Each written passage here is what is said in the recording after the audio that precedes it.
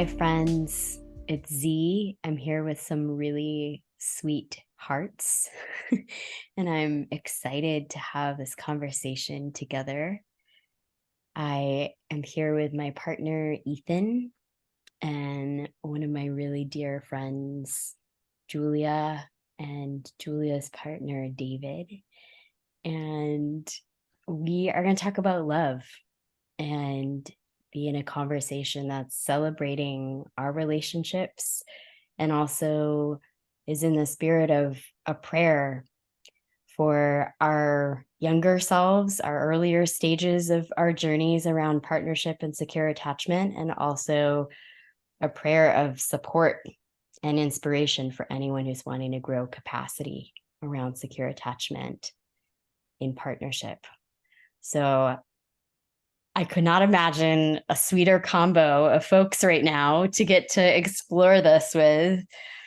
And I wanted to just bring our voices together into the space by starting with what we love about our partners, like letting ourselves introduce each other through that, what we cherish about them. And I want to start with you, Ethan. Yeah. I mean, I was gonna cherish you. I was like, now you get to appreciate me. I saw you ready though. I saw you ready. Do you have a preference actually? No, that's fine. This idea, I'm Ethan, Z's partner, as was stated. Um, this concept I'm going to say is it actually has so much in it, um, that we could probably talk an hour about that. But I think what I cherish about my partnership with Z is that we work on being a better partner, and not just a better partner between us, but how to be just a better partner, whether that's with a friend or your family member or anything. And then what that fault trickles down into is how we it is how we recognize each other as individuals, because that's being a better partner together. How we work on each other's desires and expressing them, because that's being a better partner.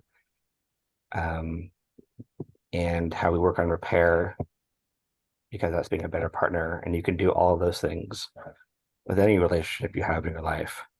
And I just happen to love Z, and that's how our relationship is. Mm. Yeah. Oh, so fun. Yeah. Yeah. And there's a lot more. We could talk a lot longer on that, but that's, Mm. yeah. Thank you. I'll share.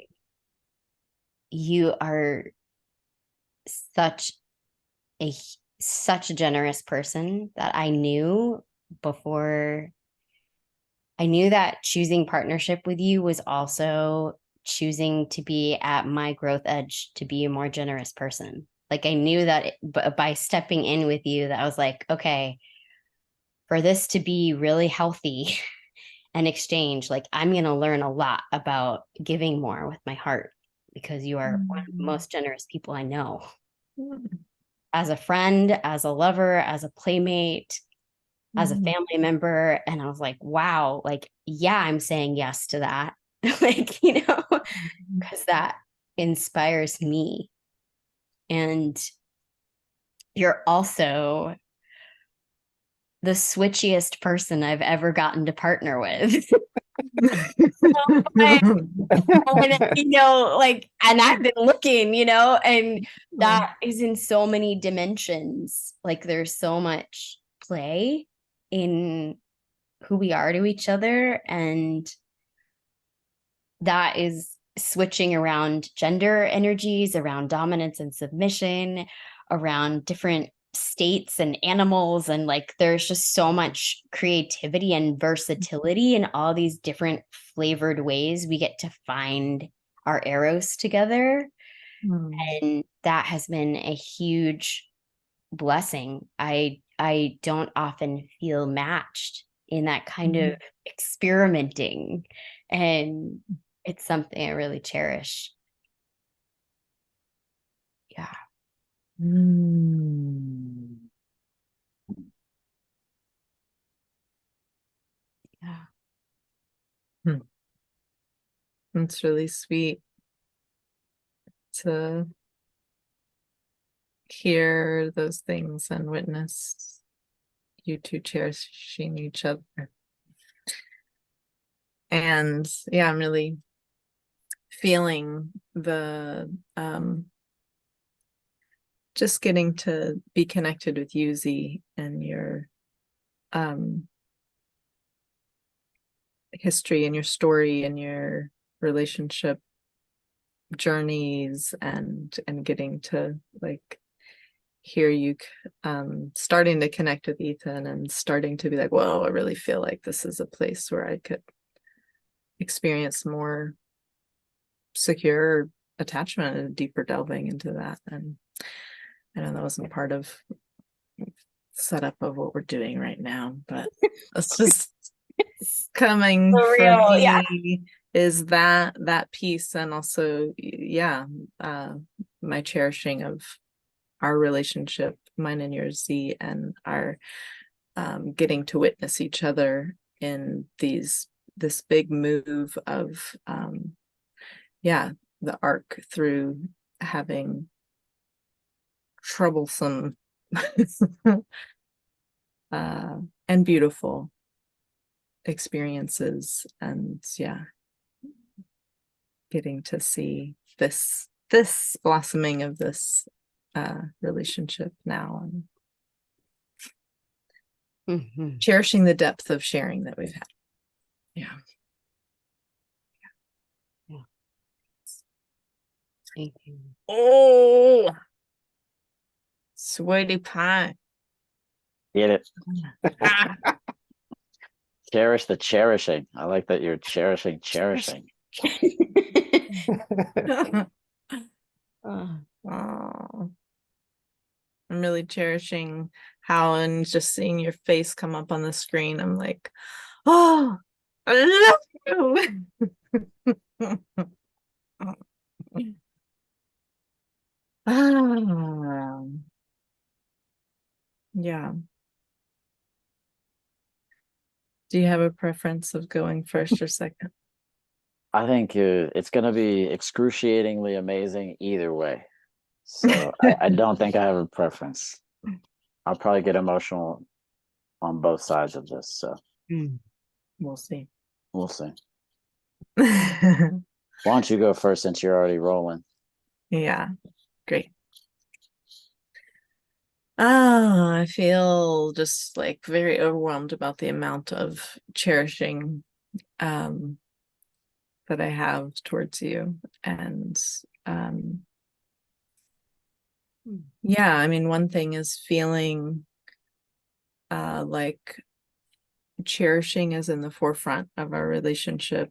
It feels very active, explicit, clear. It feels easily given between us. I really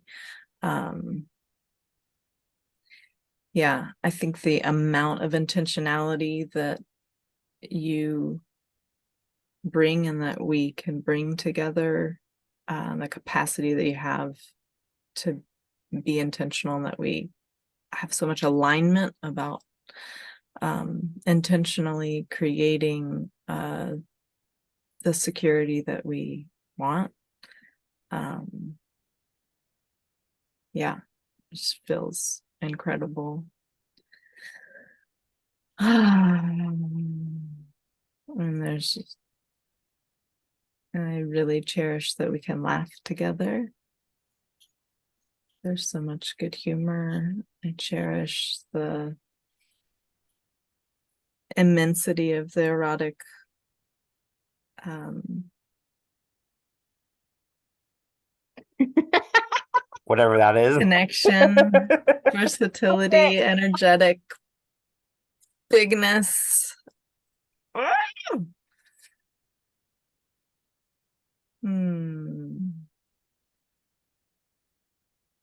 Yeah, I think the way that you have shown up in hard moments and have turned towards me, how you've been honest about how you're feeling, your self-awareness and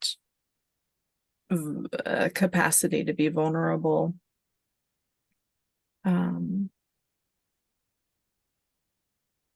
Yeah, it's been really life-changing for me to feel that we can face towards each other in hard moments, and I can trust you to be honest and to know yourself well and to take responsibility for your part and your stuff. And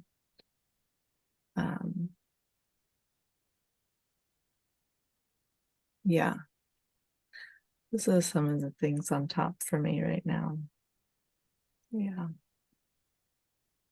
That's it. Not it. That's not it. Yeah, we could talk for a long time about this subject. Just this part could go on and on. It's fun. I've never publicly cherished a partner.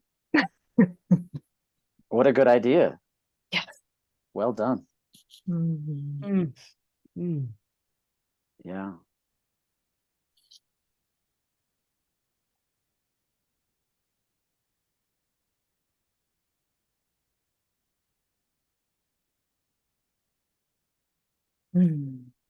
Yeah, the first time I saw Julia, literally the first time I saw, I knew. I just knew. I knew. I don't even. It's one of those knowings that was so somatic. I just knew I was. What the fuck is this? This is something. This is not. Yeah. There's just this knowing, and we had a really cool first date. And at the end, I was so awkward because I didn't want to let go. It was such a funny moment to me. Like, I'm usually not that. I'm pretty awkward in general, but that was extra awkward. And it was like, I remember being like, I can't let you go. What? You know, you could feel it. And I just remember being like, I'm blowing it. I was like, you have something else to say? Yeah, you totally were. You're like, you're really trying to be gracious and like help me.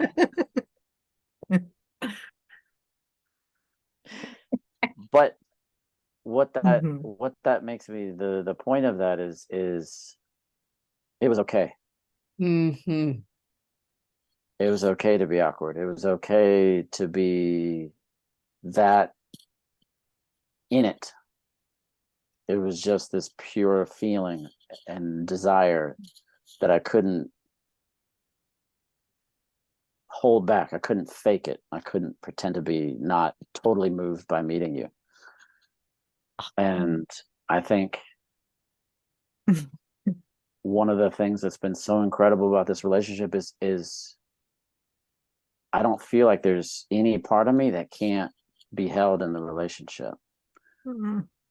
There's nothing that I can't bring to this. There's no part of me that's on the sideline and been like, not here. I've never felt that before.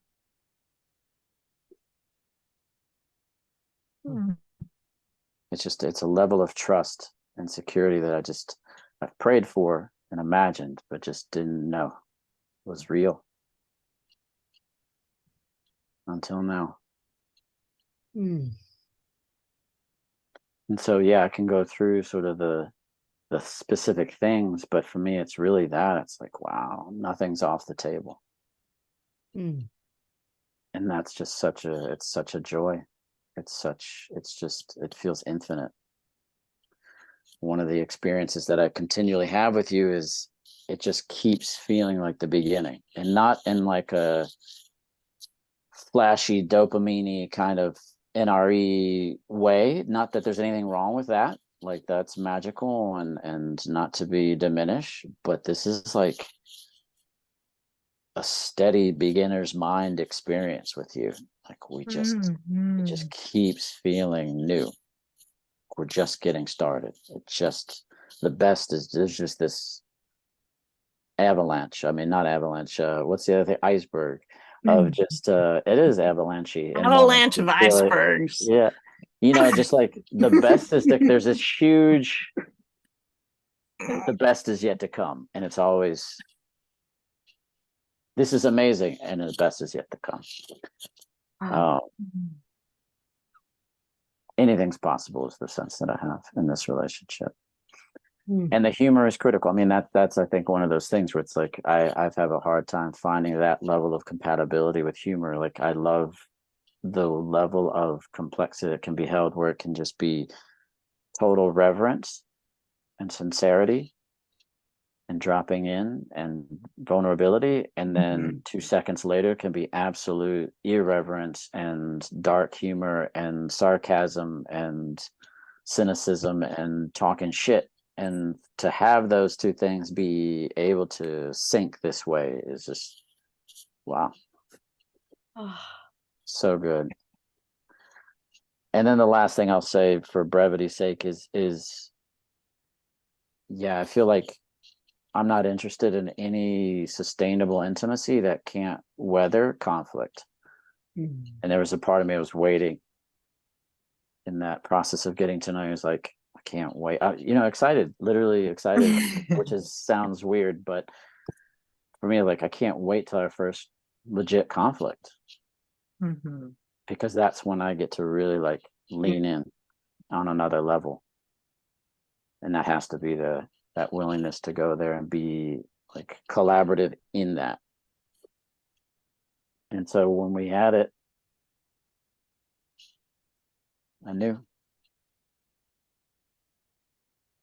we're gonna have fun.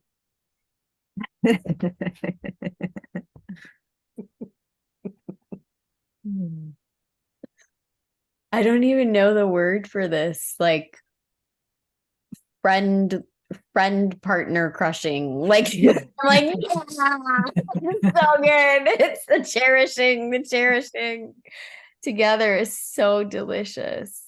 Like, oh. And it's a fun way to get, because for people, anyone that's watching this, like this is my first time meeting Ethan. So to get to know Ethan through this is so cool. Yeah. Yeah. Wow.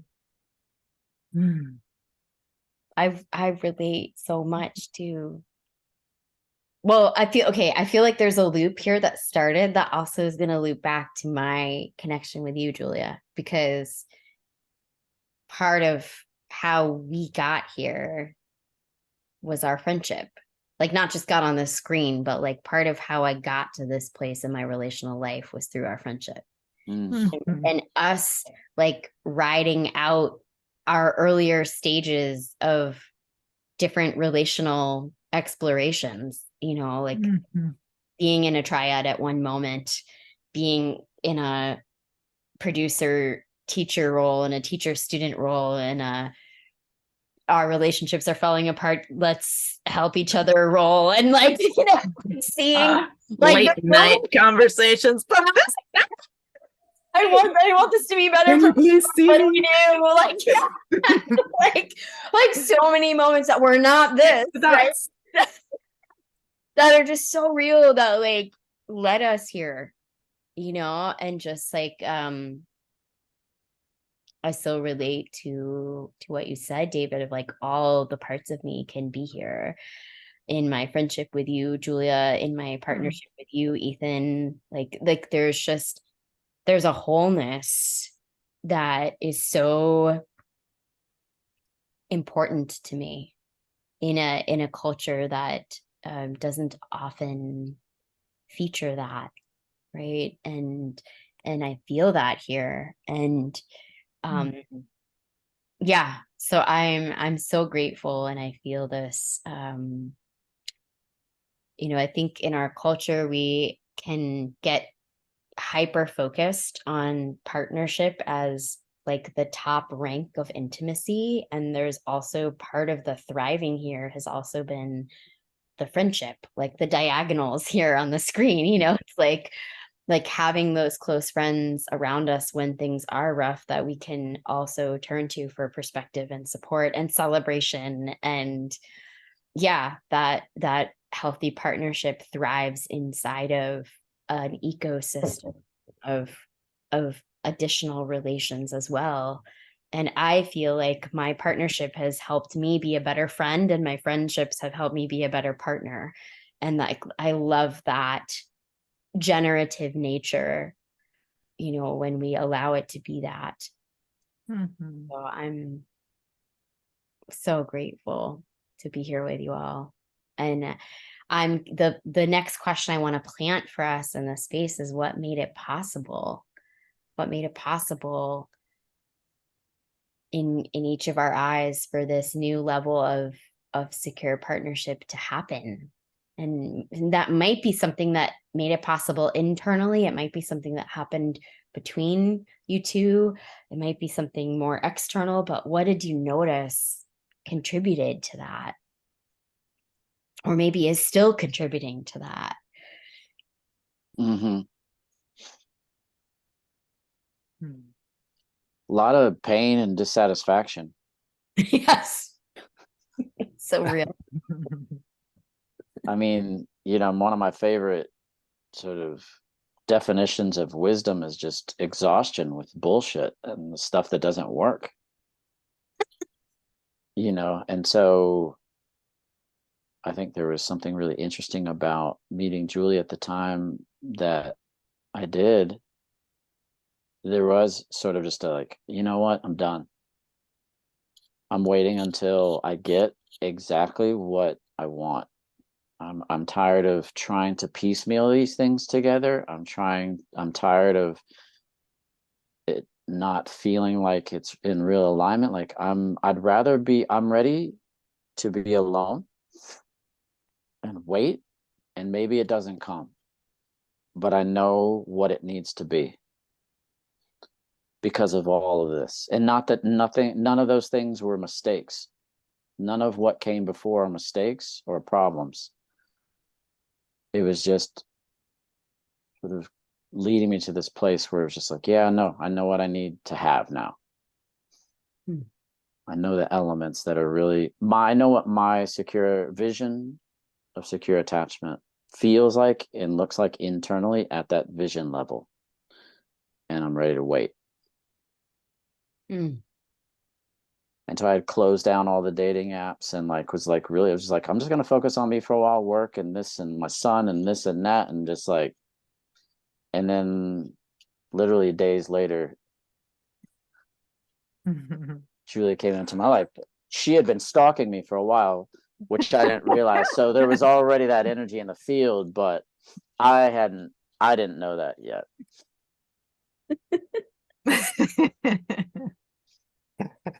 Love this. Well, I have an analogy that Z and I realized one of the first times I stayed the night at Z's house. It was a smaller bed, and Which I love where this is going. Yeah, and I turned over on my side, and I was like kind of creeping on the edge, and someone, I don't know who, possibly took the blankets, and I was just going to suffer with it. I love this. I was just going to deal with it because that was my pattern, was to suffer with it, to deal with it, to conform to what was happening, to change, to adapt, to be something someone else wanted me to be. And so where this is going is Z's like, no, you need to ask me for the fucking blankets.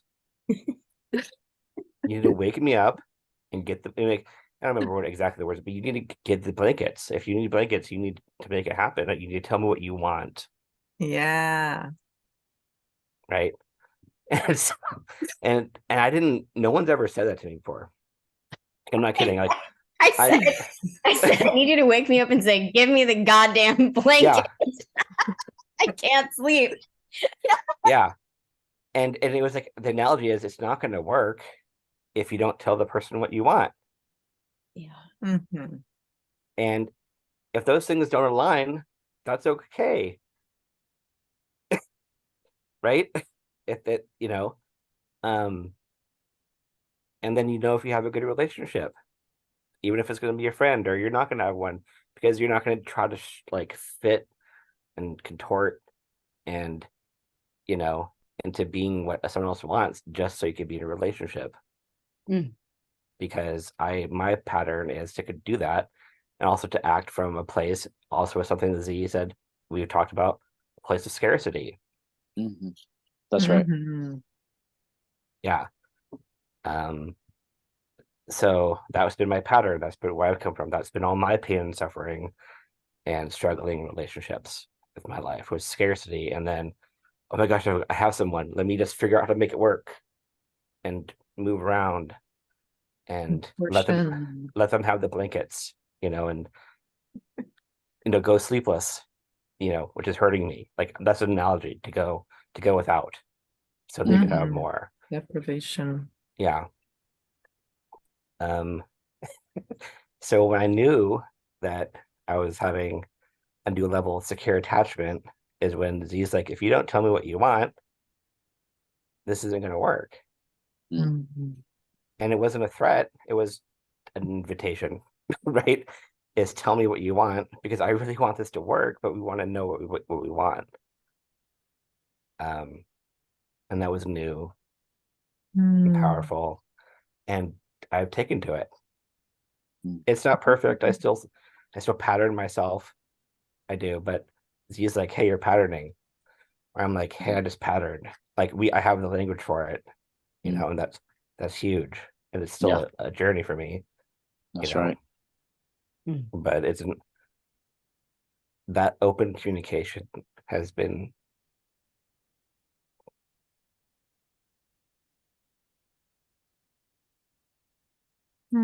life-changing as part of being a better partner with everyone, and also with Z. So, yeah. So good. Not that long ago, when we sleep at my house now, we have a king size bed. And we each have our own blanket sets. Like, we worked this out, right? Because we have different kinds of blankets. I have the weighted blanket. Ethan doesn't need that. Anyway, but when we were sleeping in a bed, there was a moment when Ethan in their sleep had pulled all the blankets. And I woke up and I looked over and I was just so proud of you. And it was this hilarious moment. We're growing, because I was remembering back to that time. Yeah. I think you've given me new language to use with my son, who I sleep with sometimes. And now I know what to say to him when he steals the blankets. I wake him up and go, hey, give me the goddamn blanket. So you've empowered me. I have needs too. You've empowered me to be a better father to my soon-to-be 9-year-old. Amazing. wow.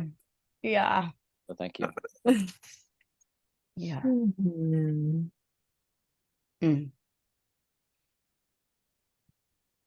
I also realized, like, for me,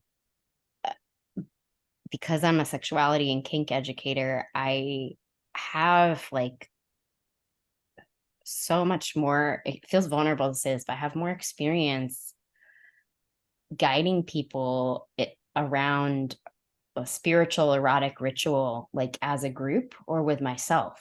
But I hadn't actually found a partnership where like there was a really deep shared hunger for a spiritual ritual inside of our lovemaking. I feel it inside of our lovemaking just as much as I feel it inside of our repair.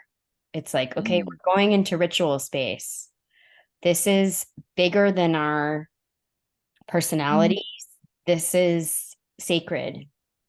And there's even some similar structuring, like, okay, we're going to do our grounding. We're going to do these energy practices together, and to feel like I'm not the teacher, right? Like I'm the teacher often when I'm working, and that's an honor, but I didn't want to feel that way in my partnership. And like Ethan and I both go to my energy teacher. We have this third person who can hold space for us, who can give us these tools that we have a shared language, but it doesn't feel like I'm the teacher, right? Like, and there's been like such an authentic learning side by side, I have not had that before in a partnership, that dedication.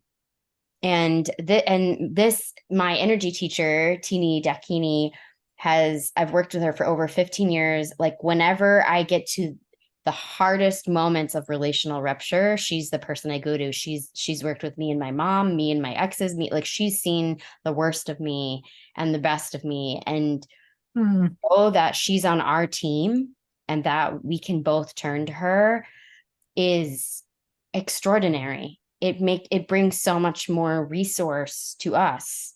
And we're pretty good at repair ourselves. And it's like we don't have to work harder. We can turn to that support easily and like really find the art of the new intimacy that's on the other side of the repair, like Yes. And I'll say like there was a little, I call it a kerfluffle, like there was a little kerfluffle in our field yesterday, and Julia and I were dropping in today, and Julia was like, "How do you feel about our interview tonight?" And I was like, "Oh, I'm excited. Like I don't feel any relational insecurity. There's like we have this growth thing, this thing that's growing in the field, but I feel so steady in us, like that I can even name that, and it's not actually counter. It's part of the steadiness of us, and I am so grateful for that. And that is a kind of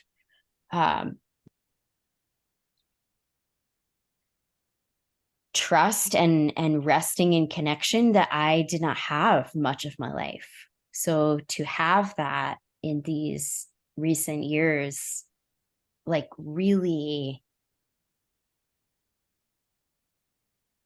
not only does it change my life, but I was reflecting on this, in these times with the war and the violence that's happening right now. This prayer for collective repair can feel so far away when so many people have never experienced it in their own personal lives with their families and their partners. And to feel that when we get to be this for each other, we are actually kindling that energy inside of the collective. And I want more and more people to know that that's possible and to feel that.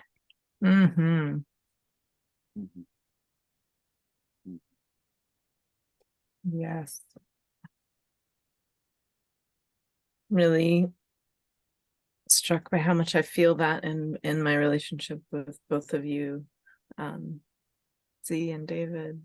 Just that sense of seeing seeing conflict as an opportunity, and like, oh, it's like rich territory where we get to build more intimacy and get to adjust together and see what's to refine and to go deeper into.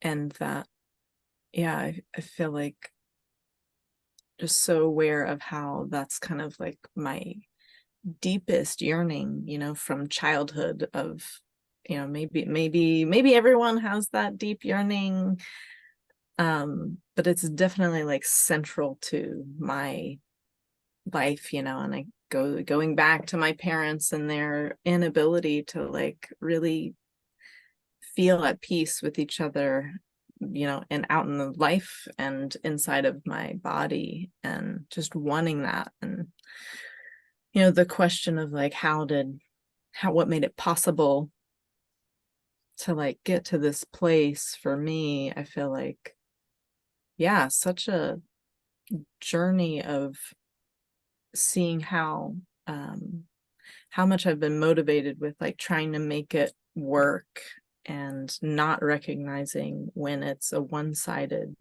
kind of capacity or willingness or desire for that kind of coming together, of working on something together. And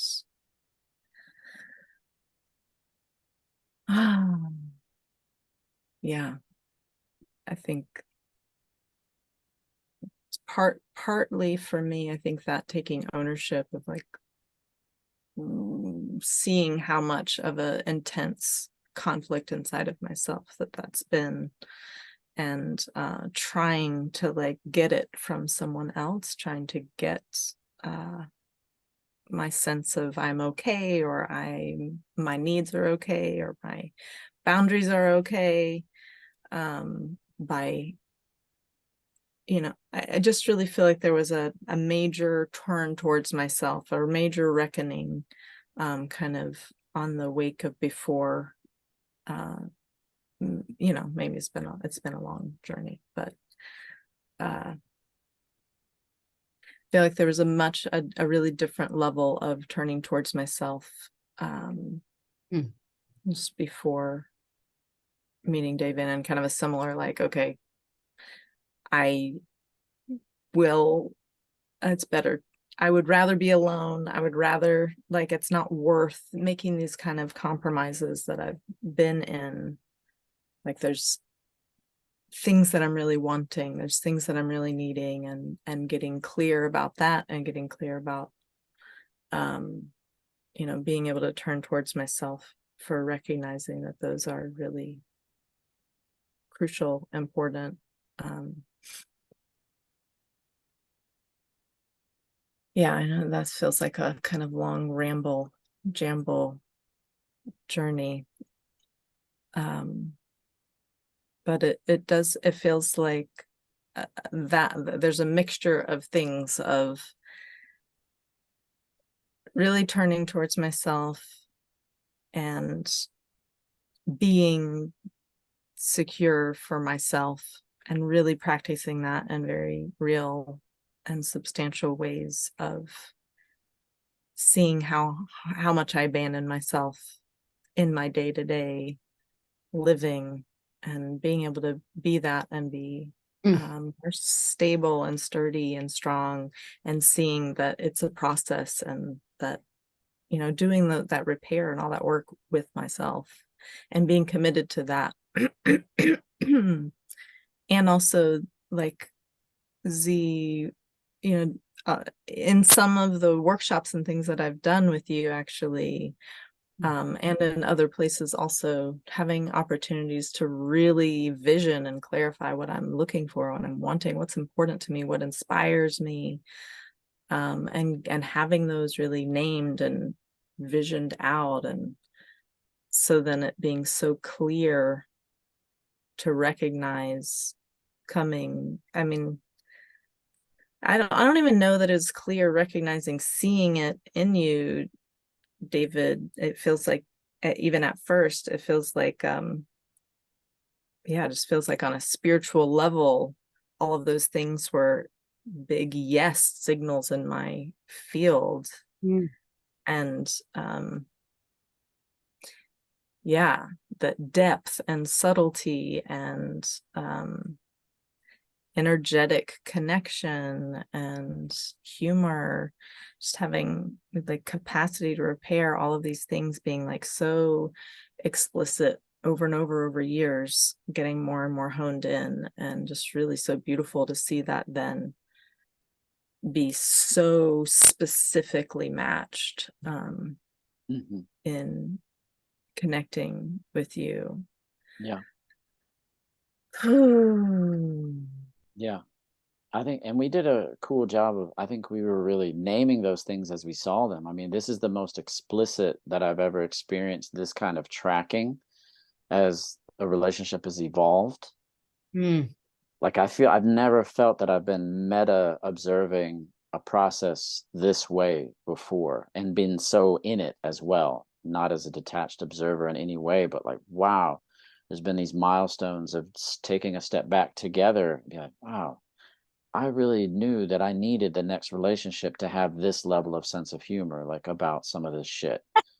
And I knew I knew I couldn't get into a relationship that couldn't laugh at these things. Or touch. Like, I can't get into another relationship where touch is not the primary love language. Like, and being like tracking each of those things, and then, or our ordeal in nature, we went out and got lost in the woods together because of my masculine hubris. I thought I knew where we were going on this hike that was supposed to be 45 minutes. Ended up being I don't know how many, 8 hours. 8 hours. No, but we literally got lost in the dark, in the woods, with no phone, cell no phone, no light, technology, no no food. warm clothes, no food. Like, we were fucked by so many accounts. Oh my God, we had such a good time. And the whole time I kept thinking, this is going, like, I was just waiting for it to turn bad. Yeah. And just be, and I would have been like, so if when she turns, I'm going to be like, totally sorry. And like this is done. And I felt even like I was preparing myself for heartbreak. Like, I fucked this up so bad. It's going to be a great story though. It's going to be heartbreaking, but at least it happened now, blah, blah, blah. And it never happened.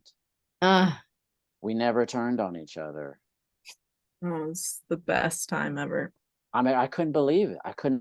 And I knew at the end of that, I was like, I'm all in. Yeah, that sealed the deal for sure. Like, we saw a fox. It was so amazing. We traversed a ravine. Yeah. I mean, 2 broken legs. I made it through 2 broken legs, and we made out on a really cold rock for a long time. It was amazing. But I mean, that was the thing though that really shocked me, and really I'd never seen that kind of lean into an ordeal together and then not become adversarial. That was really the thing for me, is like the discomfort, the fear that arose for me, the embarrassment, the shame, like all the things that came up in me, and feeling it swirl, and it never turned. Beautiful. Mm-hmm.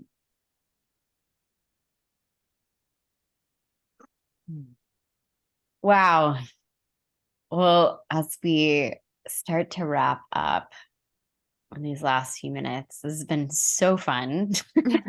Like, we could go on for 8 hours. Yes. Have an ordeal. It's the ordeal path. Yeah, I want to do one last round, maybe just a sentence or two of one gem. If you could offer one gem to your younger self around love and secure attachment, what would it be?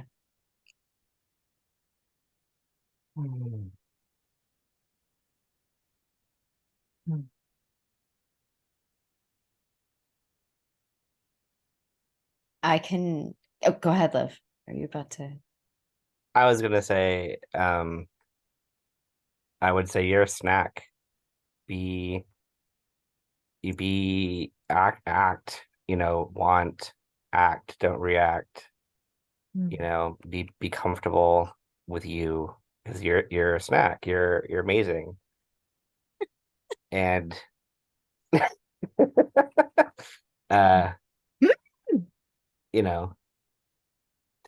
to always be more intentional, even if you're 15 or 16, be intentional with, and that's how you will, and living your life through intention is how to actually be successful in what you want, whether it's relationships or work or whatever comes your way.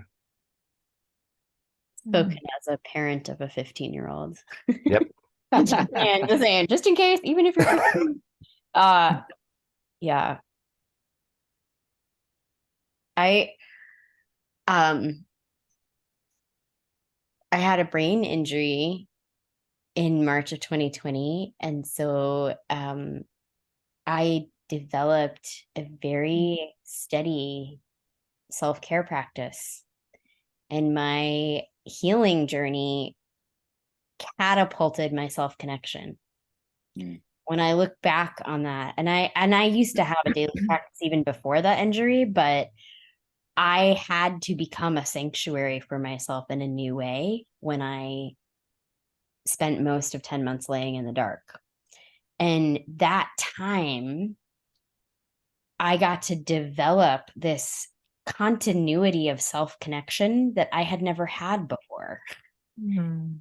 And now even though I've regained most of those capacities, which has been a huge blessing, that those rituals, I do ritual in the morning, in the afternoon, and in the evening. And, there's some flexibility of timing, but there's a ritual of self connection that has been at the heart of it for me. So I would say that gem is to have a daily practice.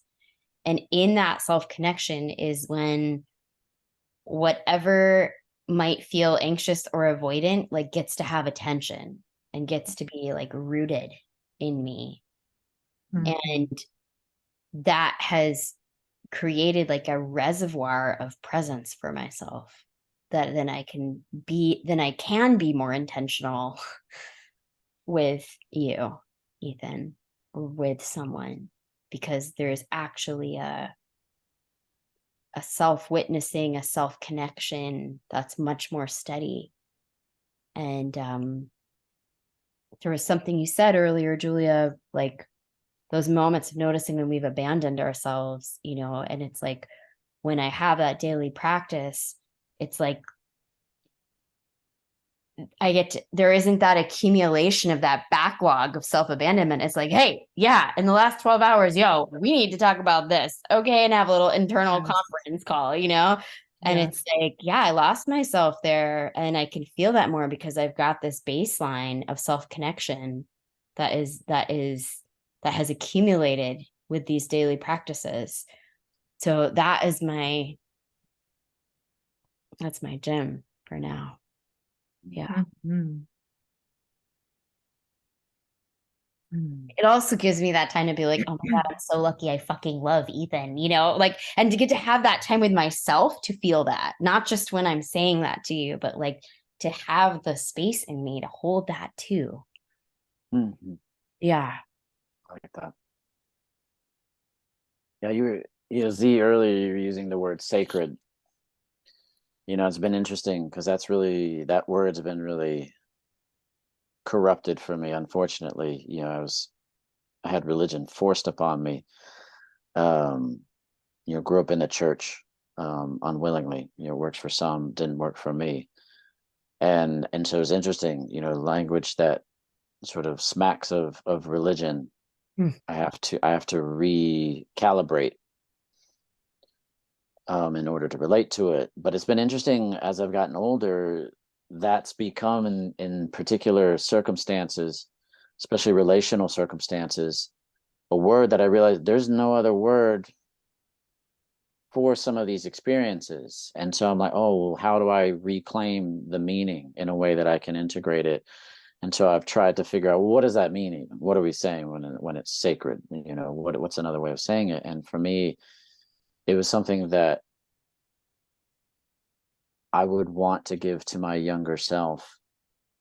And it's the recognition that there are no throwaway moments in your relationships. There are no disposable moments. Like when you start blacking out into patterns, when you start falling asleep at the wheel, you're causing a damage that's you can repair and deepen intimacy, and that's not a problem that happens. And yet you really want to hold trust and respect in your relationship as if they were sacred, as if they're these delicate things that you've got to sort of really care for with the utmost attention and sincerity. right? Like it's better to avoid the conflict by working on your shit and really holding this thing with a certain level of reverence. Again, another religious word. But that level of intentionality, I realize I wish there was a way to communicate that to my younger self and to anyone that struggles in relationship. Is just, we need to see our relationships as sacred, on whatever that means to you as an individual. Thank you.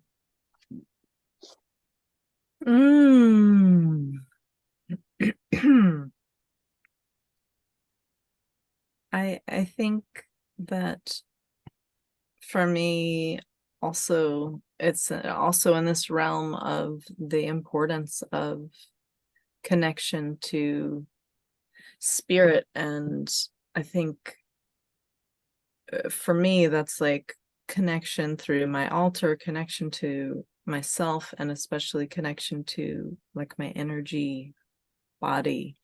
And I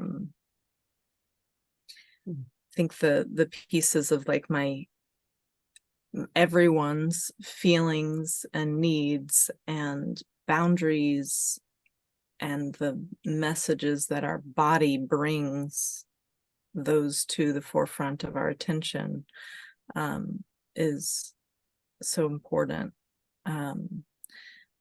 And yeah, to making time to listen, knowing that it is like of the utmost importance to hear those signals of what the body is saying is true in any given moment, that like putting those to the side or bypassing, overriding, storing away, hiding, that those, those don't help anyone. Putting needs on hold doesn't help the relationship. And yeah, that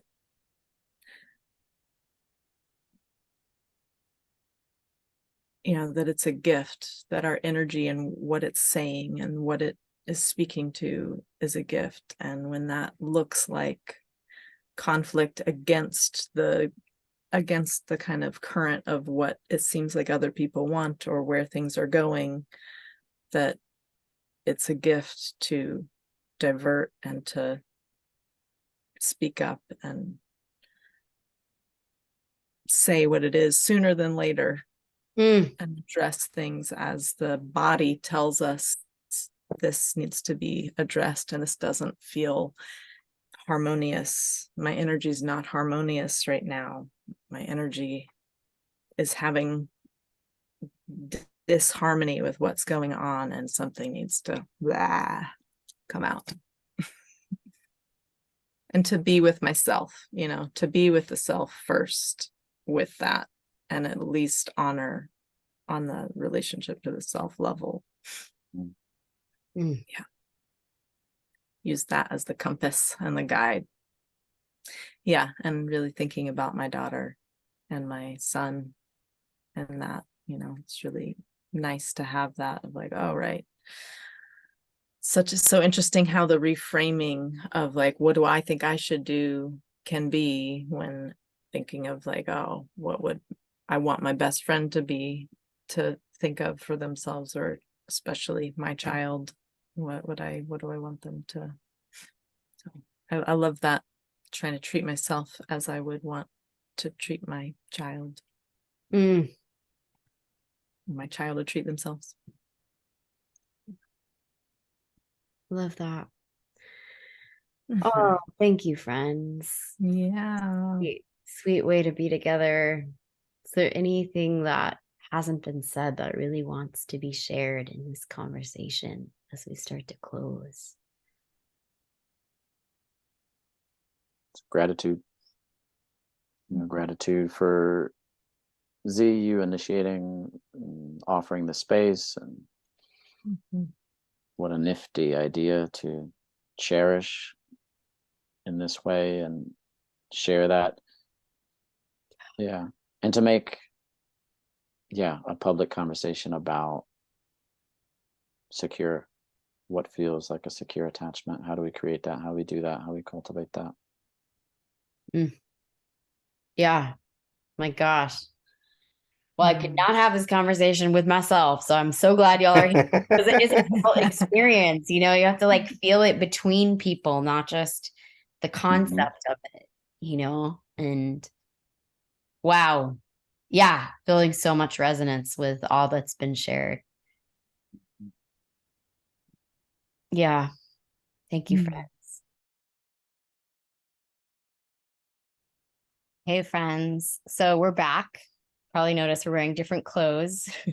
We decided a week later that we wanted to add a little bit to our conversation. And in the spirit of authentic relationships and taking a moment to pause and be like, how was that? We're back. So there was this moment after a recording where I was like reflecting on it, and I had a pause of like, how might Jessica Fern feel of witnessing uh, the conversation? And I turned to David, and because Jessica has so deeply influenced my life, and I would not be in this conversation if it weren't for her work and her book. And so I was like, I'm just curious, and David had this really beautiful response, and I was like, this feels worth us all coming back together to add a little bit more of our gratitude for her, and also to reflect on the role that our previous relations play in our current relations. Yeah. So I'll open it to you, David.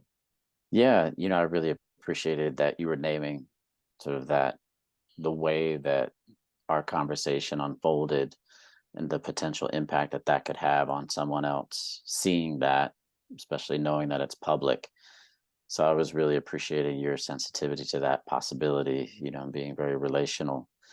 And so I was curious, kind of what you were thinking when you initially named me, saying at the beginning of our conversation, hey, I'm having an experience relationally that I've never had before in any other relationship, right? And then name Jessica Fern as someone with whom I've had a relationship, that came before the one I'm in now. And so I love that. And so I was thinking about, okay, what is the sticking point then? Or what could be? Mm-hmm. And it was making me reflect on the way that that can sound from one side of things. So I went and talked to Jessica because we live in the same house, and was like, hey, this has been brought up and I'm curious how this lands for you. And so, she was like, that's nothing you didn't say in the acknowledgments of our new book that we just wrote together. That's totally fine. That's great. But she was really also clear about, and I can see why, if it's not nuanced, that could land differently for someone else. And so we were talking about that, and really what came to light was it sounds as if it's sort of this depreciative or diminishment, right, of a previous relationship. That relationship or that person wasn't up to this standard.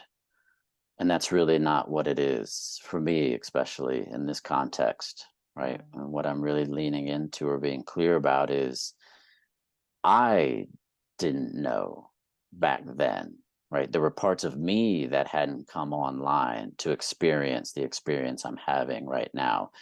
We were such different human beings that the experience I'm having now wouldn't have been possible back then, even for me. And so there was a sort of a condition, right, that I was in. There was a place where I was supposed to be. There was a way that relationship was that was magical and perfect, right? And the relationship I have now stands on the shoulders of all of those relationships that come before it. None of those learnings are disposable, and they're all integrated, right? And so include, right? They're all included in this new experience. So in many ways, it's a celebration of gratitude for everything that's come before.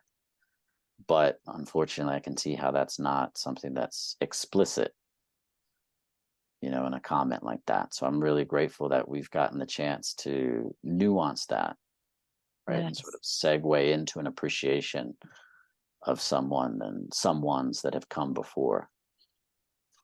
Yeah. Thank you for that. Yeah. And um, Jessica's book, and I know you, David, were also a part of that very much experientially and supporting the writing of the first book, Polysecure. And it's completely changed my life. Maybe more than any other book, really, because it gave me language for an experience I was having internally that I did not have language for.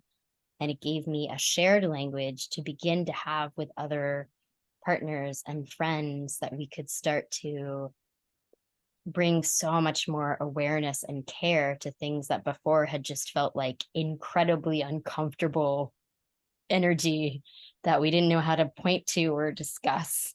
So I am so grateful to both of you, and also to Julia, who was one of the first people. We started doing embodied book clubs around it, and basically reading chapters and then dancing and witnessing each other's nervous systems through authentic movement. And so grateful that it gave us a starting off point for growing into that. And I said to Jessica when I first reached out to her, I was like, one, you've totally changed my life. Two, you totally changed the way that I relate to anti-oppression work, because I now have a lens around attachment and understanding how a lot of anti-oppression work is about trying to heal abandonment.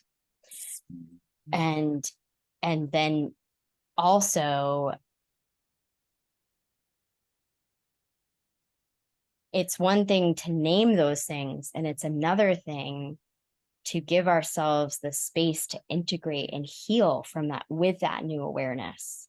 And I want to be a part of, along with you all, I want to be a part of the culture and the relationships that allows the awareness that's in that book to become our felt sense and our new culture that can replace cultures of abandonment and disconnection from self and others. So I'm grateful to be part of that with you all. Yeah. Mm-hmm. I would like to express how much Polysecure has affected me, has influenced my relational life going forward. I didn't know I was so afraid. Mm. I thought I was stoic, and then and suffering, and it was good, and it the language that Z is, I can say yes, Z, everything what Z just said, and then my own personal experience was like it gave me a springboard to go find different support, more support in one-on-one support, and also to find to actually know what secure attachment is. Like I had no idea, like really clueless.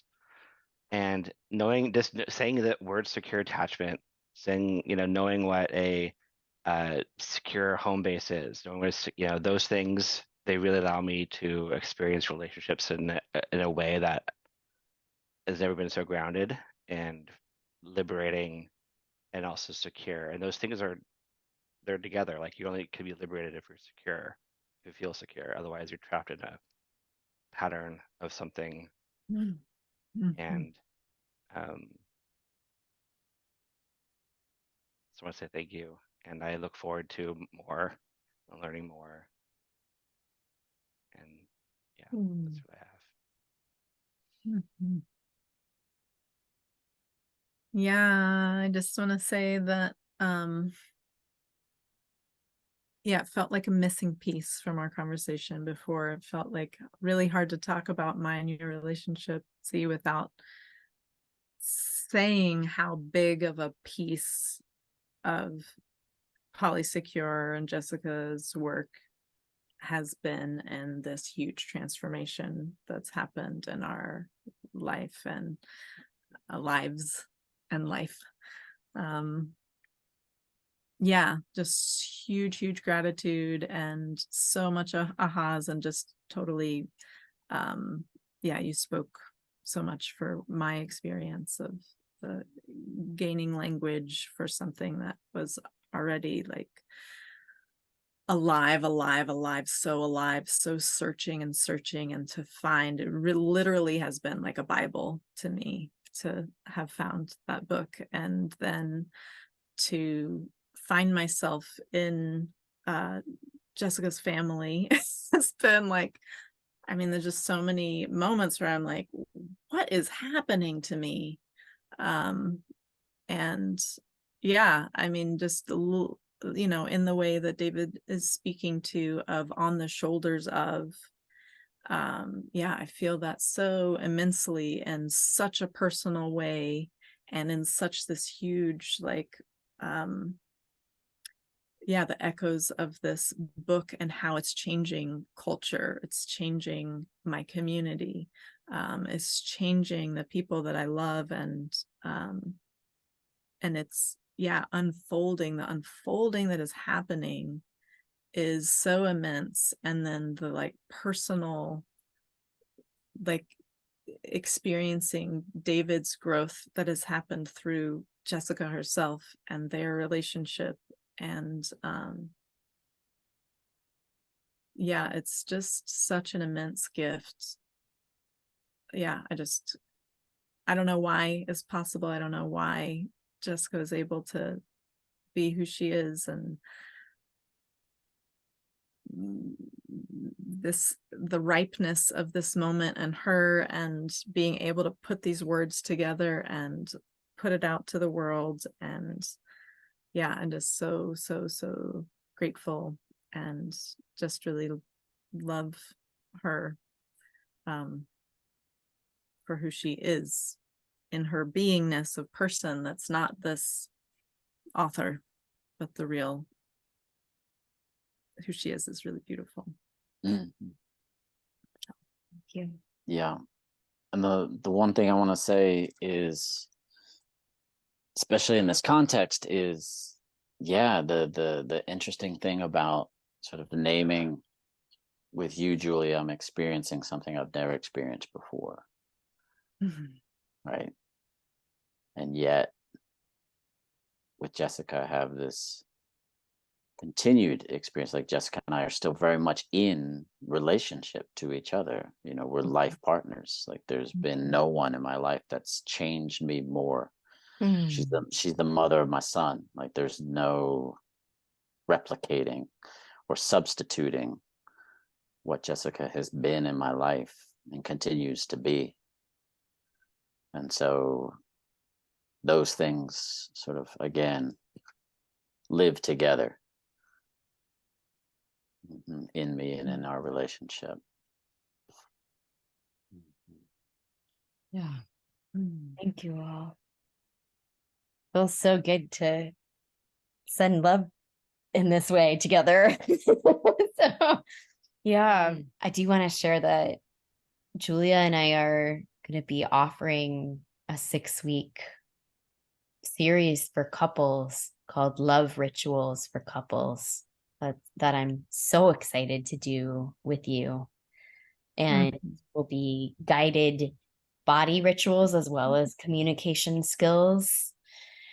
And also, we're in this sweet space together. And I was saying to Ethan, Ethan's not a relationship professional. And I'm like, yeah, but I need you here because there's lots of people who are relationship professionals who are in love with not relationship professionals. And that's real and that's needed too, So yeah, but for those of us who are, if you want to say just a word or two about who you are and how someone might learn more about you, there's space for that.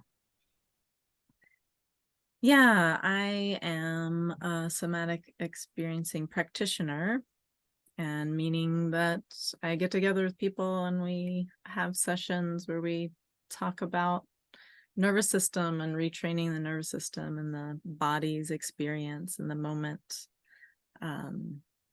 Yeah, to get to experience something new. And yeah, I've really been I love being with people in that transformational journey to liberation, finding more wholeness, more authenticity. And resiliency, expanding our resiliency. And I work with individuals and also couples and do group facilitating. And I am soon to have a website opening at juliaandtaylor.com. And also my information can be found on the Somatic Experiencing International directory website. Yeah. My name is David Cooley, and I'm the creator of the Restorative Relationship Conversation model. So this is a model of working with conflict that has a restorative approach at its heart. I did years of doing restorative justice work. And so I've taken really the structure, what I learned at the institutional level, and brought it to the realm of intimate relationships. And so what it really does is provide a safe space for people to process ruptures in their relationship that continue to feel like it's affecting the capacity to be intimate and connected on the level they want to be. And then also work with partners who are really struggling with their communication dynamics. People that really feel stuck in patterns of communication that feel contentious or adversarial, but they want to change and recognize they need help. So I really focus on conflict and ways to turn it into intimacy and transform our reactivity and turn it into empathy and curiosity instead of defensiveness or hurt. So people can find me at my website, which is restorativerelationship.com. Also, I'm the co-author of the new book, Polywise, which was the follow-up to Polysecure. Wrote that with my life partner, Jessica Fern. So people may know that and can find me through that avenue as well. I thought I had it right here to be like, ta-da! I was like, is she? Almost, almost. I was like, they're gonna grab it. I thought. Well, I've got the workbook. There we go. It's in the house. I love it. I thought Julie was gonna pull it out just a second ago.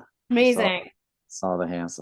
So yeah, mine is in another bookshelf far away. So. We all have it, guys. Yes. You better have it. You better all have it. Yeah. Oh my gosh. Yes. Wow. I'll attach links so they're easy connected to this. I'm Z. I'm the founder of Embody More Love. And that is a spiritual kinky dance community for personal and cultural liberation, which basically means we do it through the body because that is the site from which we love. So I am so excited to be here with y'all. My focus is intimacy workshops and kink immersions. And for me, kink is a path of liberation for political and spiritual healing and expansion and authenticity. And I'm just a human that wants to learn how to keep loving each other better. And this feels like a part of that. So thank you all so much. Such a joy to be here with you. Thank you. Yeah. Big love. Thank you all.